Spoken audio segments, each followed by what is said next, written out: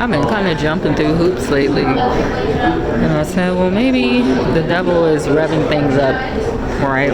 Because we're in the last days.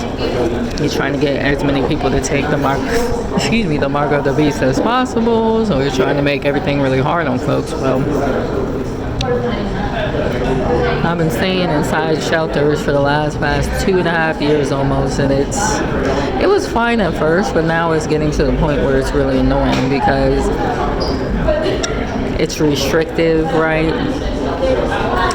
They wanted to make me jump through hoops to prove, my employment and that kind of thing. And maybe it wasn't jumping through hoops, but it felt like it at that time.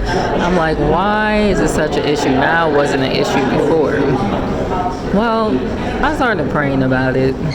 And I said, well, maybe God doesn't really want us in these places anymore. And lo and behold, I felt like I got the confirmation that he doesn't really want us in these places anymore. I think it's time to move on and move out and become who he's calling us to be. But I think before that, we have to spend some time with him in prayer and in supplication and these kinds of things to get that moving forward. I also feel like a lot of people are going to be put in a place in which God is calling them to do more than what they were doing before. I don't know whether that is like physical things or spiritual things, but yeah, I think that America, its downfall is imminent, all right? And so we should be spending more time with him and trying to understand, what's going on in these times and that.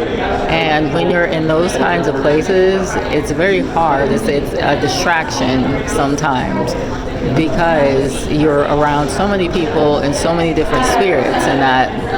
I also think it's a good time to formulate a plot to get a plot of land because when these things hit, it's going to be a hit, all right? A lot of people are not going to be able to make it through because they're not going to be able to eat and all that kind of stuff.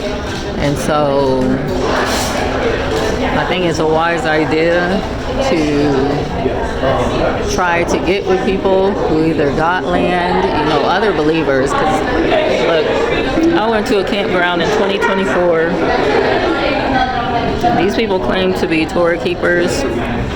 God had shown me that the person who was running the campground was not a Torah keeper. In fact, he wasn't a Torah keeper. He was a whole reptilian. So you also have to pray to God about these sorts of things. Don't just go haphazardly because you might find yourself in a world of trouble.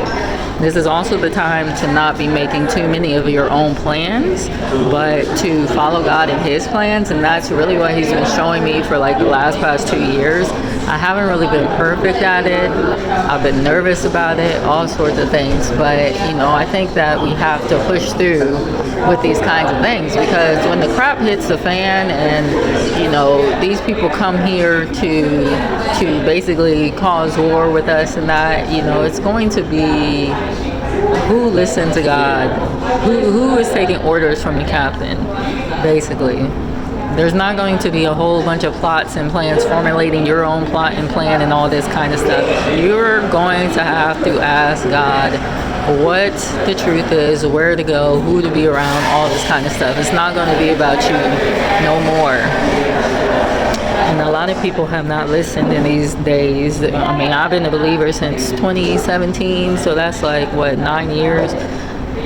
Most people have not listened to what I've had to say that came directly from God. In fact, a couple months ago, I was talking to some people that are in some kind of Christian group, and I felt God told me to tell them that they need to pray before they go out on where to go. They wanted to be argumentative, all right, and then I think they blocked me for a little bit and they added me back. I don't know what happened, but I was so perturbed with that situation because first off, my patience is very short in this hour.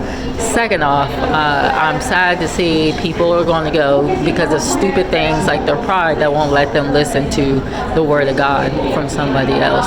And thirdly, it's just the amount of disrespect toward God and toward his servants because you think that you're smarter.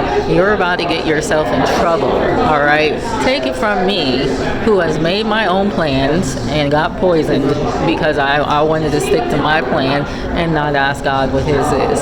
So I don't think we're playing anymore. I think we are in the end game.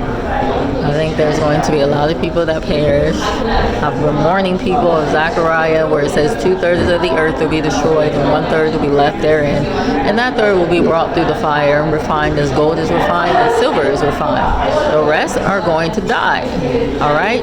By the sword, by famine, whatever the deal is. Okay? So I praise God that he showed me in a dream that was actually the 1/3 left there, and I'm like, I don't know how that is, but thank you, Lord. But I knew that it was him that saved me at that point, and that was like the most important thing, because I think in my mind I was like, well, I can save myself. All I have to do is this, and it's like, no, God saved me, and he saved me for no other reason than that he loved me. You know, that I think that's why it says you were not saved by your works, right? And although I was trying to be obedient in the dream, I had a discernment of what was real and what was fake, and I was told to go to the school, and this other guy went to the city, so I was obedient on some kind of level. I was told to go take care of the kids in the school, and so I was obedient on some kind of level, and so I went to do that, and then he gave me the understanding of how the children will be scattered, the shepherd will be struck, and the children will be scattered.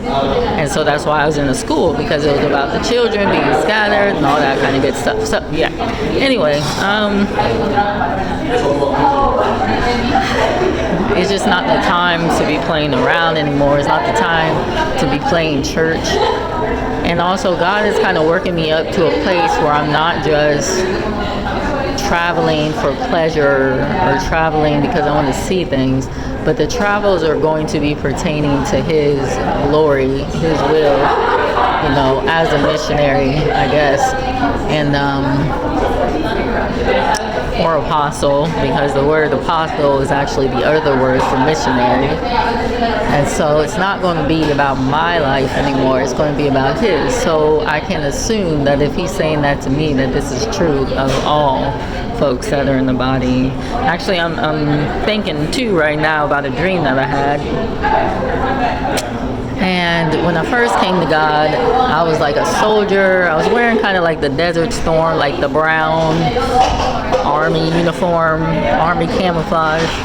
And I had a bag, and the Spirit told me to put the bag down, and then I got into the what do you call it, a tanker?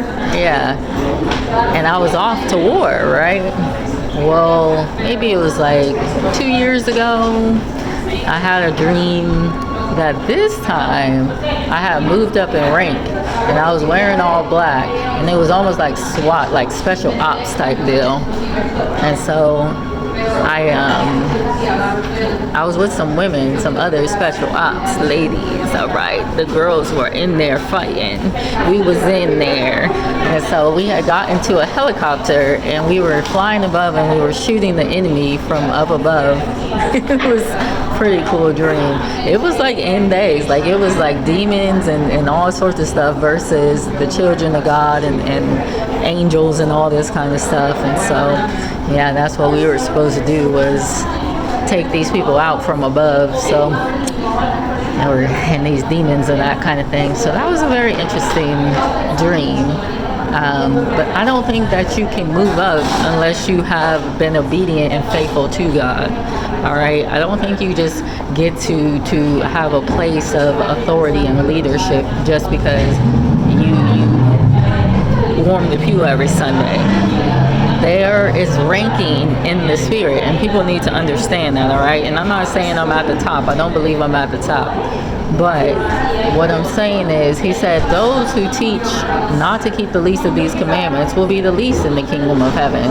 So if you're teaching people, oh no, none of that stuff is binding, we don't have to keep the Sabbath, we don't have to honor the new moons, we don't have to care about the appointed time, and if some people are just straight up teaching the Torah is no longer binding at all. If you're teaching these kinds of things, you're not going to move up. You're not going to. You're going to stay right where you are, all right? You're going to be the least in the kingdom of heaven. in, which, you know, I guess least is better than not being in there at all.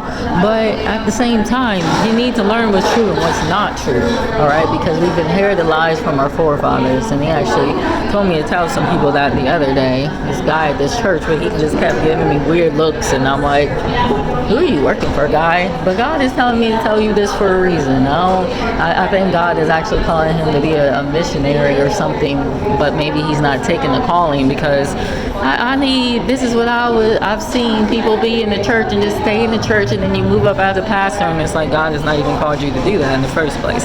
So anyway, there's a whole lot going on in the spirit, so we need to be asking God exactly what we're supposed to be doing and where we're supposed to be going. And I'm doing that myself. I thought I was going to stay here for a while. No, God's going to move me out, and who knows what the next journey is, but pray for me.